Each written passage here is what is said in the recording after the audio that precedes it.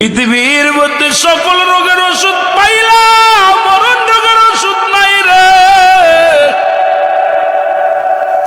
এই রোগের ওষুধ পৃথিবীর কোনো ডাক্তার দিতে পারবে না, পৃথিবীর কোনো এমপি দিতে পারবে না, কোনো মন্ত্রী দিতে পারবে না। তুমি যেখানেই থাকো না কেন আজরাইল তোমারে খুঁজে বাইর করবে। মুসলমান শোনো, সব চাইতে সহজ মৃত্যুটা হয়। আল্লামা মুফতি আমজাদ আলী সাহেব একটা কিতাব লাগলো, কিতাবের নাম বাহারে শরিয়াত। এই কিতাবের মধ্যে উনি লিখতে যা বললেন, দুনিয়ার মানুষ শোনো,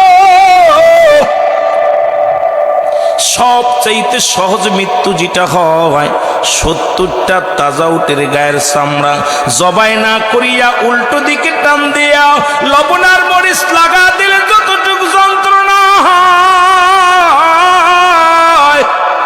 এর চাইতে 70 গুণ যন্ত্রণা হলো একটা সাধারণ মৃত্যু।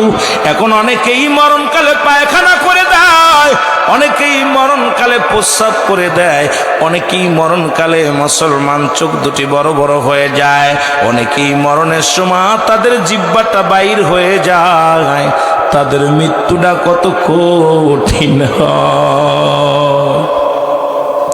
কত মানুষের জানাজা পড়াইলাম, কত মানুষের কাফন পড়াইলাম, কত মায়ের গোসল করাইলাম। এই গোসল করাতে যা দেখছো মায়ের প্রস্রাব পায়খানা করে দিছে, তাহলে আর বুঝতে বাকি নাই কত কষ্টে তার রুহটা বাইর হয়েছে। এইরকম আমি আপনি চলে যাব দুনিয়া থেকে রে মুসলমান।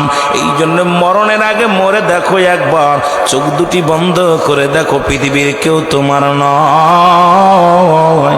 একটু চিন্তা করো, জোরে জোরে চিল্লায় বলেন আল্লাহু আকবার।